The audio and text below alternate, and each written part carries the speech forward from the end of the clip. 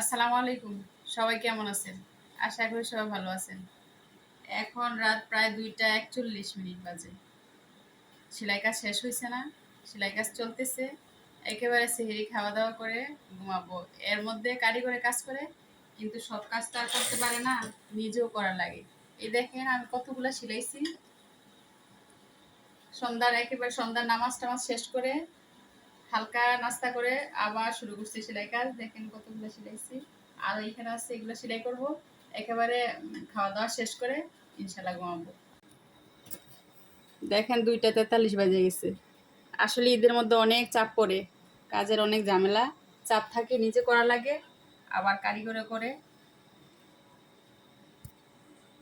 কাজ তো শেষ করতে হবে ঈদের আগে। এজন্য আসলে ঈদের কাপড় তো ঈদের আগেই দিতে হবে, না হয় আবার মন খারাপ করবে। কারণ এটা দিয়ে ঈদ করবে, ঈদের দিন পরবে। এই জন্য যতই কষ্ট হোক, কাজ তো শেষ করতেই হবে। তাই চেষ্টা করতেছি ঈদের আগের দিন কাজগুলো শেষ করার জন্য। এখন 3টা 50 বাজে।